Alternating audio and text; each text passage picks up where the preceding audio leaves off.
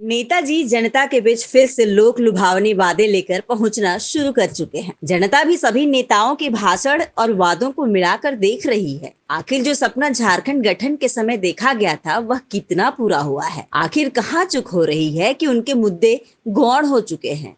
इस पर भी मंथन का दौर जारी है। झारखंड में विधानसभा चुनाव की घोषणा कभी भी हो सकती है। सभी दल के नेता अपनी अपनी दावेदारी मजबूत करने में जुट गए हैं। अब पार्टी विशेष की जिम्मेदारी है कि उम्मीदवार का चयन कैसे हो और किस पर भरोसा जताया जाए। इसी कड़ी में बात करें तो झारखंड अलग अलग राज्य की लड़ाई लड़ने वाले कई आंदोलनकारी भी विधानसभा चुनाव की तैयारी में हैं। लंबा संघर्ष और बलिदान के 24 साल के बाद अब एक आवाज उठ रही है कि झारखंड आंदोलनकारियों को विधानसभा तक भेजना है, जिससे उनके क्षेत्र की समस्याओं को खत्म किया जा सके। हम बात कर रहे हैं पोड़ैयाहाट विधानसभा की। गोड्डा जिले के अंतर्गत आने वाला पोड़ैयाहाट विधानसभा में चुनावी सरगर्मी तेज हो गई है। चुनावी सवालों के जवाब तलाशने गोड्डा के पोड़ैयाहाट विधानसभा के कई लोगों से बात की गई तो कई लोगों ने वर्तमान विधायक प्रदीप यादव के काम की सराहना की। लोगों का कहना है कि प्रदीप यादव बेबाकी से सभी मुद्दों को उठाते हैं। यही वजह है कि लगातार 5 बार से जनता विधानसभा भेजने का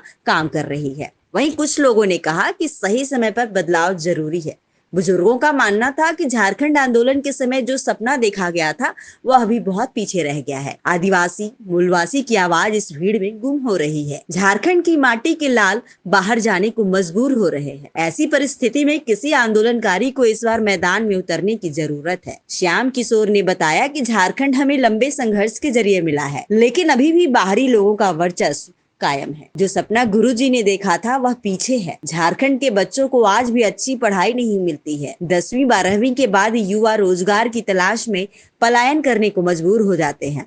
अब कोई आंदोलनकारी ही क्षेत्र को आगे लेकर जा सकता है। साथ ही उन्होंने बताया कि झारखंड आंदोलन के समय से सामाजिक कार्य में सक्रिय प्रेम नंदन कुमार को इस बार विधानसभा भेजने की तैयारी है। बहरहाल अब जब आंदोलनकारी की बात हो रही है तो चलिए समझते हैं कि प्रेम नंदन कुमार कौन है, जिनकी चर्चा आजकल पोड़ैयाहाट विधानसभा क्षेत्र में जोरों पर है। दरअसल प्रेम नंदन कुमार झारखंड मुक्ति मोर्चा में सक्रिय भूमिका में हैं।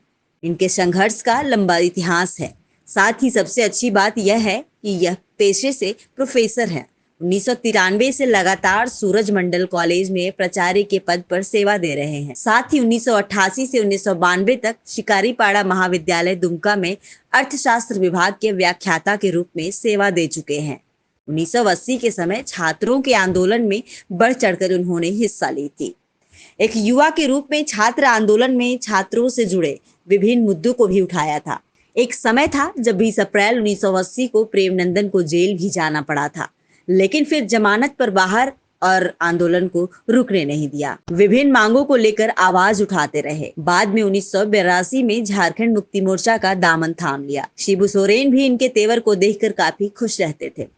यही वजह है कि गुरुजी ने खुद प्रेमनंदन को पार्टी में शामिल कराया था। बाद में इनकी सक्रियता को देखकर 1990 में गोड्डा का जिला सचिव बना दिया गया।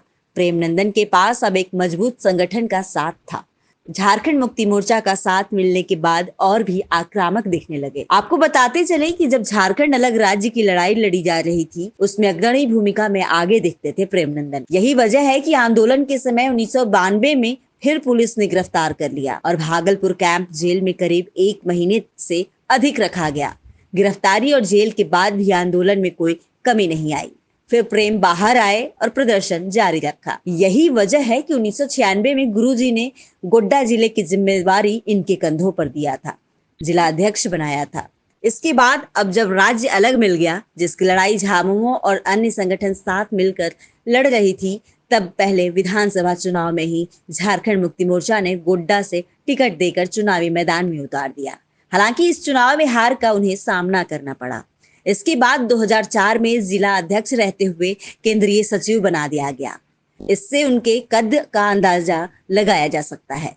जिसके बाद 2005 में विधानसभा चुनाव में झारखंड मुक्ति मोर्चा फिर से इन पर भरोसा दिखाया। कड़ी टक्कर में प्रेम तीसरे स्थान तक ही पहुंच सके। इसके बाद 2009 से 2013 तक गोड्डा की कमान इनके हाथ में रही है। झारखंड मुक्ति मोर्चा में कुछ वजहों से प्रेमनंदन का मुंह भंग हो गया और 2014 में भाजपा में शामिल हो गए।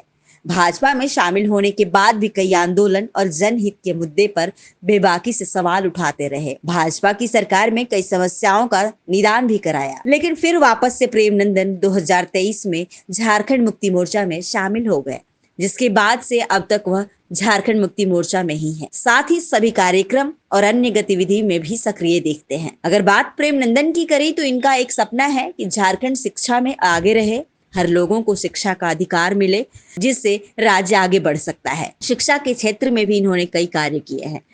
सन 2000 में नव प्रभात मिशन स्कूल की स्थापना कर गरीब आदिवासी के बच्चों को अच्छी शिक्षा से जोड़ने का इन्होंने कार्य किया है।